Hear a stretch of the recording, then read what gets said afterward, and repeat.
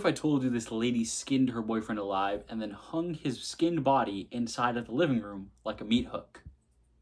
You'd probably be shocked. And you'd probably say, what happened? Hi, hello, how are you? Because I started the video like that. First of all, hello. Second of all, let's talk about Katherine Knight. This lady, out of her mind. First of all, obviously. This is also a very rare moment in a true crime story where the woman is more in the wrong than the man. Usually, it's always the man that's going crazy in these stories and everyone's shocked. This was shocking to read about. I love when people comment, there were no signs on like TikToks and stuff. There were so many signs with this lady, it was actually crazy. So, first of all, she worked as a butcher, right? And not that that's a red flag or everything, but she always talked about how much she loved her job as a butcher and how much she just loved chopping meat up and skinning the animals. That's weird as hell, first of all. Second of all, this was not her first rundown with, abusing a boyfriend or a husband. So her first husband strangled him. Second boyfriend cut a puppy's neck in front of him. Yeah, I know. I winced when I was reading about that and cringe. I couldn't even imagine that. Third, I don't know why, she hit a guy in the head with a frying pan randomly. I couldn't find much on the frying pan incident. It's just there. So yeah, there were hella signs. The guy just ignored it. He walked to the reddest red flag that he could find, and he was like, this is it. This is the one. It was kind of weird, too, because he kind of predicted his own death would happen. So he told his coworkers, if I don't show up to work the next day, she killed me. Talking about Katherine Knight, his girlfriend at the time. He didn't show up to work. He died.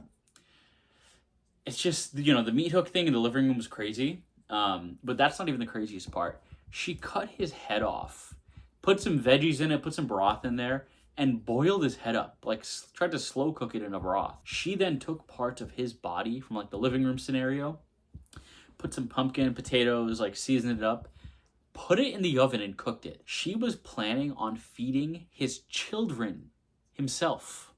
Isn't that crazy? That is one of the sickest things you could possibly do, right? So the way she got caught, a coworker came looking for him because they actually took his saying seriously. If I don't show up to work the next day, she killed me. He pulled up. Blood was all over the front door. This is a bloody mess. She decapitated the guy, stabbed him 20 times in his sleep before she skinned him too. So the coworker pulled up, saw the blood on the door. A neighbor also got concerned because they noticed John Price is his name, by the way. John Price's car had not moved since 6 a.m. They knew he had work today, so they were knocking on the door, trying to wake him up, knocking on the windows. Saw the blood, called the police. Thankfully, they didn't investigate themselves. Police broke in through the back door, and they found Katherine Knight unconscious, a bunch of pills trying to off herself. You might ask, how did the blood get everywhere in the house? What happened here? When she stabbed him 20 times, he obviously woke up, started running around the house. She kept stabbing him. Eventually, he would succumb to his injuries. He bled out to death, so there was just blood all over the house everywhere. The official estimate is 37, so it's actually higher than I was saying. On top of this, she also went straight to the ATM, got his bank card out, withdrew $1,000 out of the ATM. She drained him of blood. She drained him of money. Chick was a vampire. Also, she let him hit one last time before he went to sleep, before stabbing him. Yeah. Now, luckily, the kids did not end up eating their own father because, the neighbor police and the coworker came and involved, they were investigating the house after that. The unsettling thing about this, the pot was still warm. His head had been slow cooking. She turned it off, after she tried to off herself with all the pills. The pot was still warm. Everything else was baked. The 2 plates were on the table. He had 2 kids with their name on each plate. That was the baked plate, that went into the oven when she cooked their dad. And then a 3rd plate was thrown out. People speculate she tried to eat it, but couldn't go through with it, so she just threw it out the window. Makes sense. She also left a fabricated note. This note was proven to be groundless. All of the claims she made were faked, so I'm going to read it out to you right now. Time got you back, Jonathan, for my daughter. You to Beck, which is Price's daughter, for Ross, for little John, his son. Now play with little John's John Price. Like I said, they investigated it. Those accusations were found to be groundless against John Price. So I think she was just trying to maybe cover herself up and drop a little suicide note or something like that, just to throw them off. People leave false evidence all the time, just like Mr. Cruel. Now, of course, with the true crime case, this gory, something had to have been a little just wrong with her, some sort of maybe mental illness or mental condition she had. So they had two psychiatrists examine her. They figured out she had borderline personality disorder, which adds up based on all the stuff she did, how she would kind of just switch up randomly from accounts. However, she refused to plead guilty for any of her action. They didn't like that. So the crazy thing about this case, she was the first woman in Australian history to be sentenced to life behind bars without the chance of parole or probation or anything like that. Like just straight up life in prison, you are not getting out. The only woman, well, the first woman in history. Could you imagine just walking into a house and someone's body's on a meat hook, dude? Like, you have to be sick in the head. Like, in the head to do that. They were calling this lady, like, female Hannibal Lecter and stuff like that. It makes sense based on the crimes and the crazy shit she did. She got sentenced in 2001. So 24 years ago. Her lawyers tried to claim amnesia and dissociation because of her BPD. That didn't slide at all. I really think it's because she was just so non-cooperative with the court, and the court saw how gruesome like the injuries were.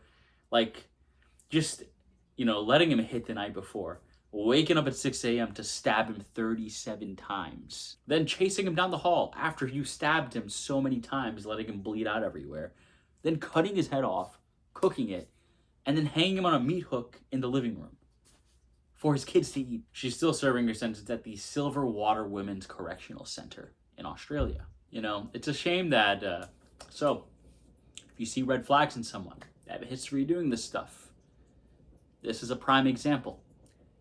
Do not get involved with that person. You know what? While we're here, let's talk about Katherine Knight's past relationships leading up, like all the red flags that should have been seen from a mile away. So, first boyfriend leading to husband was David Kellett. So, first of all, Kellett was a heavy drinker. So that was a problem with him, right? Not her. But he went to go meet Katherine Knight's mom. Katherine Knight gave him the craziest quote, the craziest advice I'm about to say. She said, "The old girl, you better watch out this one, or she'll kill you. Stir her up the wrong way or do the wrong thing, and don't ever think of playing up on her. She'll kill you." Dude, if someone's mom gave me that advice, I'm out of there. I'm running. And now, after that quote, let me read to you what happened on their wedding night. On their wedding night, Knight tried to strangle Kellett. She later explained it was because he fell asleep after only having intercourse 3 times. She tried to strangle him because of that. Maybe a little gentle nudge and waking someone up would be a little better than strangling them.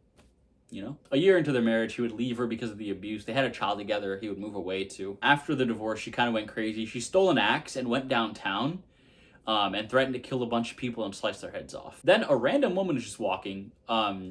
Knight slashed her in the face and demanded that the woman drive her to Queensland so she could find her ex-husband. David Saunders was the next guy. It was a few months after the divorce happened. This is the one where she sliced the puppy's throat right in front of him.